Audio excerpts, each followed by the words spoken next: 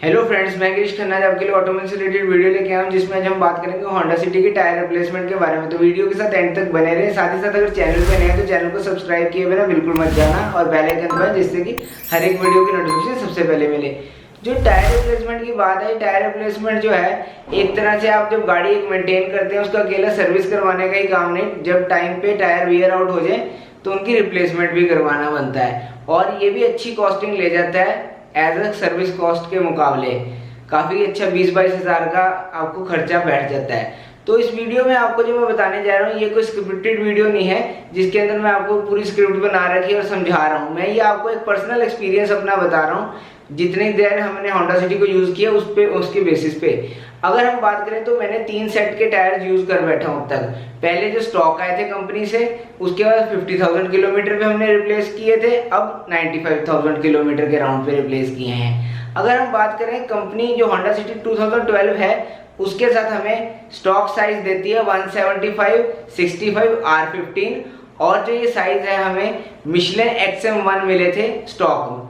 वैसे कुछ लोगों को तब MRF के भी मिलते थे, पर हम लकी थे, हमें मिशेलिन मिले थे। और उसके बाद जब हमने नेक्स्ट टायर रिप्लेसमेंट करवाई तब हमने कॉन्टिनेंटल का करवाया था, तब 185, 65, R15 करवाया था। और अब जो हमने थर्ड ये करवाई है, ये 175, 65, R15 मिशेलिन XM2 प्लस। तो मैं वीडियो में आपको इसके अंदर दो बात मेन बताऊंगा। एक, टायर साइज अपग्रेड करना चाहिए या नहीं करना चाहिए, और दूसरा हमारे टायर में विड्थ के बारे में सारा बताऊंगा कि होता क्या है, और साथ ही ब्रेकिंग के लिए क्या रहता है बेस्ट टायर्स। अगर हम बात करें जो गाड़ी में हमें क्या चीज़ चाहिए होती है, दो चीज़ चाहिए होती है टायर्स में। एक तो बेटर ब्रेकिंग प्रोवाइड करें हमारे टायर्स, दूसरा हमारी लॉन्ग लाइफ रहे टायर्स की। और अगर हम बात करें तो बेटर ब्रेकिंग सबसे मेन मेरे हिसाब से इशू रहता है जो होना चाहिए, क्योंकि हम अगर गाड़ी टाइम पे ब्रेक लगेगी तभी तो गाड़ी हम कभी कहीं भी रोक सकते हैं, नहीं तो एक्सीडेंट्स वगैरह का इशू भी आएगा।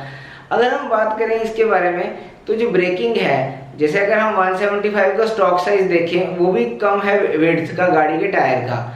अगर हम विड्थ इंक्रीजिंग के बारे में बताएं तो विड्थ इंक्रीजिंग का ये रहता है कि देखो 175 है तो कम, लेकिन विड्थ इंक्रीज करने के दो रीजंस रहते हैं। अगर आपकी गाड़ी की ड्राइविंग मेजरली सिटी में है तो आपको ज़रूरी नहीं है कि ये साइज चेंज करवाने की ज़रूरत है, आप 175 स्टॉक विड्थ के साथ भी चला सकते हैं। और अगर आपकी मेजॉरिटी ऑफ 90% हाईवे पे रहती है तो आप उसको अपसाइज कर सकते हैं 185 या 195 पे।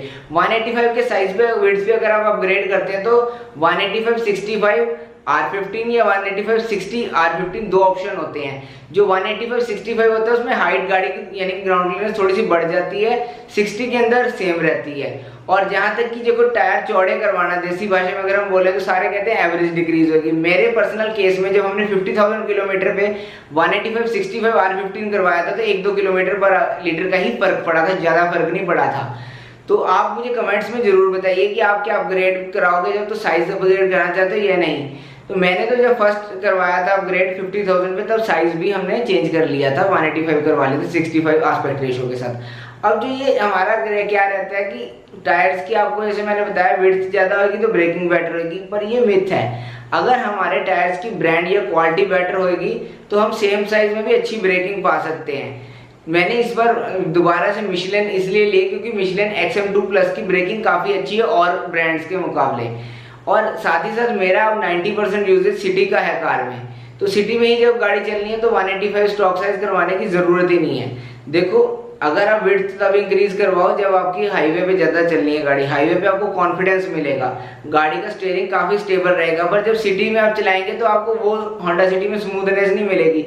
होंडा सिटी का स्मूथ स्टीयरिंग है, कहीं भी आप मोड़ोगे आपको ये बहुत ईजी लगेगी गाड़ी गलियों में भी चलानी, क्योंकि इसका स्टीयरिंग बहुत स्मूथ है। वो 175 टायर्स के साथ ही पता लगता है। जो पर्सनल मेरी 2012 वाली होंडा सिटी, उसमें तो यही एक्सपीरियंस रहता है हमारे साथ। तो अब हमने इसलिए XM2 प्लस लिए हैं मिशेलिन की। और मिशेलिन ही क्यों?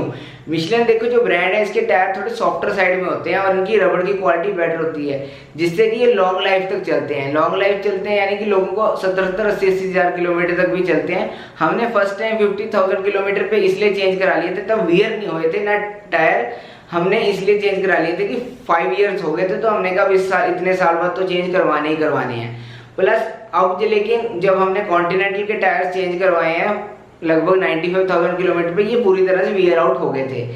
मिशेलिन के टायर्स के साथ बस एक प्रॉब्लम रहती है कि ये सॉफ्टर होने के कारण कई बार क्या आता है, आप बहुत ज़्यादा विलेजेस में चलाएंगे हाई स्पीड पे तो ये टीयर आउट हो जाते हैं। हमारे किसी नॉन के साथ ऐसा हुआ था, उनको भी होंडा सिटी स्टॉक के साथ मिले थे टायर, उनके एक मोटा पत्थर के पीस सड़क पे आ गया था, 80-90 पे गाड़ी थी, उसके कारण पूरा टायर चिर गया था, यानी कि वियर आउट हो गया था पूरी तरह से।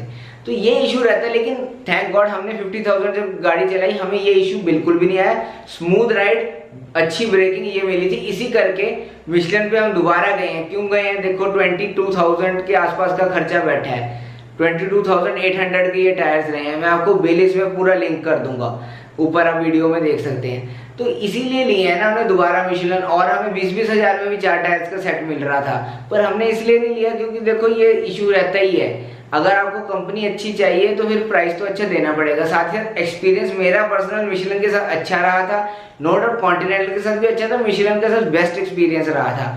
प्लस अगर मैं आपको बताऊं, मिशेलिन के टायर के जो ट्रेड्स होते हैं ये काफ़ी अच्छे रहते हैं, रोड ग्रिप इस पर एक्सीलेंट रहती है। और साथ ही साथ अगर मैं आपको बताऊं, जो टायर्स हैं वो गाड़ी में बहुत ही इंपॉर्टेंट होते हैं, क्योंकि अगर आपके टायर्स अच्छे नहीं होंगे या प्रॉपर नहीं रहेंगे तो गाड़ी की ब्रेकिंग पे भी इफेक्ट पड़ेगा, और टायर एक तरह से शूज़ हैं कार के लिए। तो अगर आपको कोई भी टायर्स के रिगार्डिंग चाहिए क्वेरी तो आप नीचे कमेंट में बेझिझक होकर पूछ सकते हैं। साथ ही साथ मैं आपको एक और टायर पे डेप्थ में सारा बेसिक्स ऑफ टायर और क्या रहता है टायर में सारा कुछ एक्सप्लेन करके वीडियो में बता दूंगा। अगर आप चाहते हैं मैं ऐसी वीडियो बनाऊं तो नीचे आप जरा मेरे को कमेंट जरूर कीजिए। वीडियो अच्छी लगे तो वीडियो को लाइक जरूर कीजिए, चैनल को सब्सक्राइब किए बिना तो बिल्कुल मत जाना, और फिर मिलेंगे ऐसी अगली वीडियो में। आज के लिए इतना ही।